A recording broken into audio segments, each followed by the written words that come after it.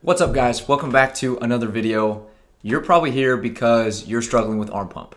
You maybe feel like everything's going well on the bike, your speed is there, your fitness is there, and then you start to feel that all too familiar tightness, the pressure, the numbness starts to set in, the feeling of losing control of your handlebars, and with it, your confidence, and most importantly, your fun plummets. Now, if that sounds like you, you're in the right place, because in today's video, I'm going to share with you guys some exercises and some stretches that's going to help either get rid of your arm pump or at least make it much more manageable. And be sure to stick around to the end of the video because I'll be throwing in some bonus tips and information right before I wrap it up. Now, I know most of you guys know exactly what arm pump is, but we're going to go over it just one more time in case there's somebody here who's new to arm pump and doesn't fully understand exactly what's going on. Arm pump is the layman's terms for exertional compartment syndrome. As the muscles in your forearms are working hard, they start to fill up with blood, and that actually increases their size. Now, this is a problem because surrounding your muscles is something called fascia.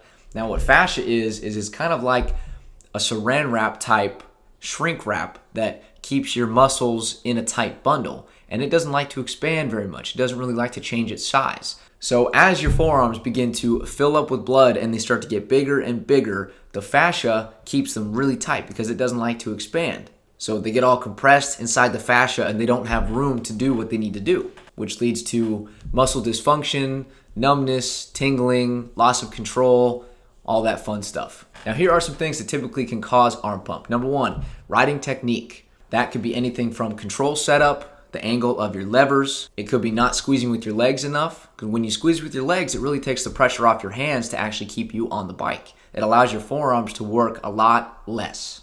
Also, simple things like not leaning forward as you accelerate, right? And just letting the bars kind of take you for a ride, letting the bike take you for a ride.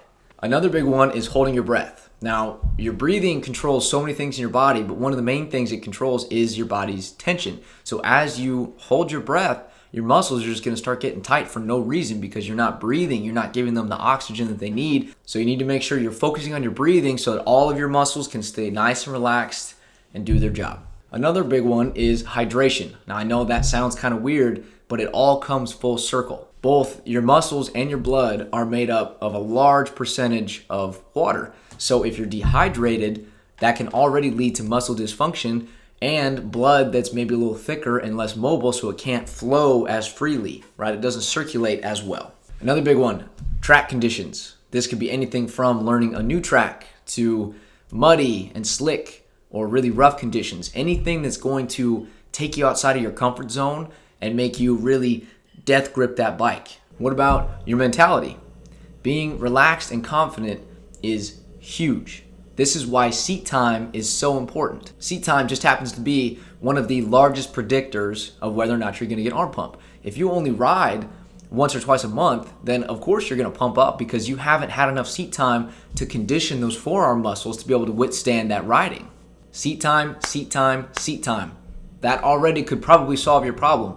If you're coming to me and being like, Jacob, oh my gosh, I get arm pump so bad, and I ask, well, how many times do you ride? Oh, maybe, once every other week. That's why. The more you ride, the better your arm pump is going to feel.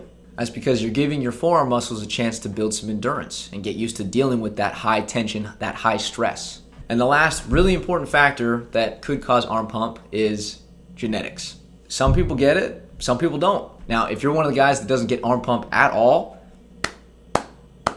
you lucked out. However, if that was you, you probably wouldn't be watching this video. And that's okay. Let's just get this out of the way right now. There is no miracle cure for arm pump. There's nothing we can do to snap our fingers and just get rid of it. There's a chance you'll always deal with some type of arm pump. Even the top professionals deal with arm pump on a regular basis. But that being said, there are absolutely things that we can do to better manage or reduce your arm pump situation. Don't lose hope. We can find a way to ride through it. So now that we know what exactly arm pump is and kind of what causes it, we can focus on the two major areas that are going to help you reduce or get rid of your arm pump altogether. And those are forearm strengthening and stretching and deep tissue massage. Okay. Hold up. I know that some people say that if you strengthen your forearms, you're out of your mind. You don't know what you're doing. You're going to make it worse. Blah, blah, blah. First off, You cannot speak in absolutes like that about anything in life. And second off, just hear me out. We're talking about increasing strength, not increasing size. I mean, sure, if you do workouts that make your forearm muscles bigger, such as wrist curls, then yes, you may struggle with arm pump more than somebody who doesn't do those things because your forearms are literally taking up more space than they would be if they were smaller. I'm okay with that logic, but we're talking about strength, neurological efficiency, which means we're not trying to make your muscles bigger, we're trying to teach the muscle you already have to work harder and smarter. So before you knock it, give this a try. The strengthening exercise I recommend is dead hangs from a pull-up bar. Now this is just what it sounds like. You'll jump up and hang from the bar for timed intervals. I'd recommend starting right around 30 seconds on, 30 seconds off, and repeat that maybe 5 to 10 minutes, 2 to 4 times per week. As you get stronger, you can increase the time intervals to 1 minute on, 30 seconds off, or you can do more reps and repeat it 15 to 20 times, right? If you don't have a pull-up bar, you can also use something like a TRX band, which is pretty much the same time format, same principles with the pull-up bar, but you're using TRX bands.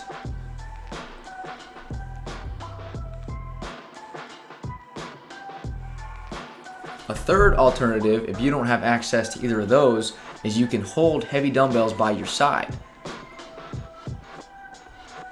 Now you want to be sure you're a little bit more cautious with this one because you may get to the point where your grip literally gives out, causing you to drop the dumbbells.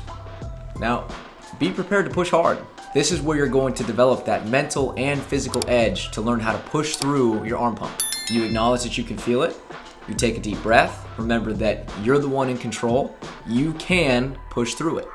The intensity of doing something like a dead hang from a pull-up bar is way more intense than riding a dirt bike ever will be. Because if you think about it, you can ride for 10 to 15 minutes before you pump up in some cases, but if you hang from a pull-up bar, you're reaching fatigue in 1 to 2 minutes, maybe less. So if we can better learn to push through this high intensity variation, it should dramatically help your grip on the dirt bike. Now this brings us to the other part of the arm pump relief program, and that is the stretching, the myofascial release, or the deep tissue massage. When someone comes into the gym with really bad arm pump, my go-to is always the Theragun and Balm. Now, the Theragun is a percussion gun that is really good for vibration therapy and deep tissue massage. I start by really digging into the forearms with the Theragun. This helps loosen up and warm the forearm muscles. You'll be surprised at how good your forearms feel after even 30 seconds of Theragunning. I'm telling you right now, this thing is a miracle worker.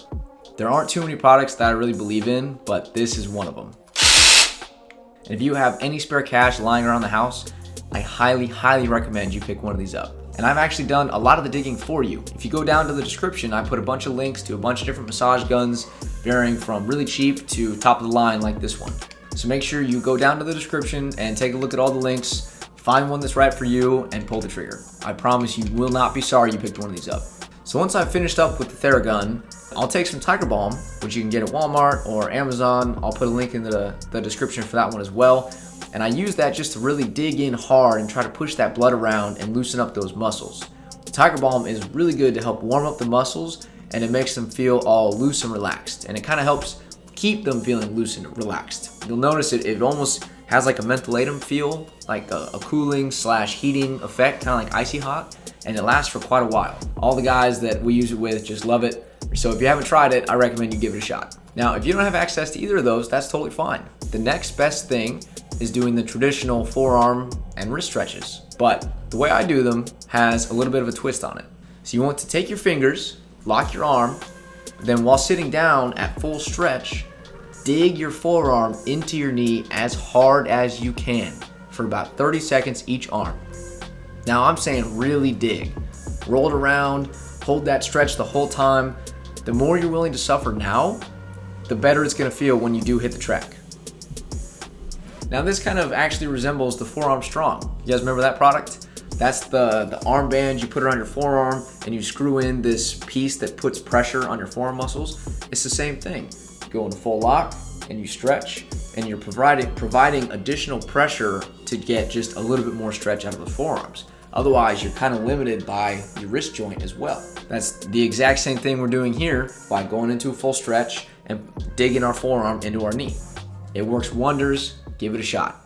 All right, as kind of a little bit of a bonus content, I wanted to talk really quick about arm pump surgery. What it is, how long does it last, does it work? So first and foremost, arm pump surgery is when they will go into your forearm and they will actually cut little slices into your fascia, that saran wrap type material that keeps your muscles into a tight bundle. Now, by making those little slices, it gives room for your muscles to expand. It kind of comes through the fascia. It reduces some of the pressure and the loss of function that you feel with arm pump. Now, as far as does it work, one thing you have to keep in mind is that the surgery is only as good as the doctor who performs it. So if this is something you are considering, I would recommend trying to find some other riders that have had the similar surgery from doctors and find out who they used. Because what you'll find probably is there's a handful of doctors that have treated all the top professionals that have gotten the surgery done. Now, let's say that it does work. How long? How long does it work? Really, from what I've seen in my experience with the arm pump surgery is that it depends on the person. Some professionals got it one time and they say their arm pump went away, they felt invincible, and it's great. They don't get arm pump anymore. I've also heard some stories like AJ Catanzaro just released a video where he talked about his arm pump experiences, and he said that maybe he didn't do the correct post-op procedures to keep that scar tissue from building up. So when he got his arm pump surgery, it was great for a couple months. And then as that scar tissue came back, the fascia started trying to heal and reconnect itself. His arm pump came back and it's worse than ever. So he may actually consider going back and getting that surgery again. So does it work? Sometimes. For how long? Depends on the person. Just make sure you do thorough research before you make that choice for yourself. Now, my last point before we wrap it up for today, this is sort of a theory that I've had. Now, I haven't seen this written down anywhere. It's not in any scientific journals. I don't hear a lot of people talk about it like this, but I believe that you should try to pump yourself up before riding. Now, let me explain why. The muscle and the fascia have different physical properties. They react different in different situations. So the forearm muscles, we know when they fill up with blood, they expand really easily. The fascia does not expand very easily. But once it expands, I believe the fascia stays expanded for longer. So when your forearms pump up really, really bad, they get bigger, right? And then when you take a break, your forearms come down. Well, the fascia does not return to its resting size as quickly as the muscles do. That's why I believe you hear so many people say, yeah, I pumped up for the first moto or first practice, but once I pump up for the first time, I'm good to go the rest of the day. That's because they pumped up really bad. The muscles were pushing against that fascia as hard as possible, and it gave it just a little bit of a stretch. And then when the forearm muscles pump down and they stay relaxed, they have a little bit more room to breathe. So if you pump yourself up by doing dead hangs or doing one of those, grip trainers, grip squeezers, or a stress ball, make sure you give yourself plenty of time for that pump to come back down.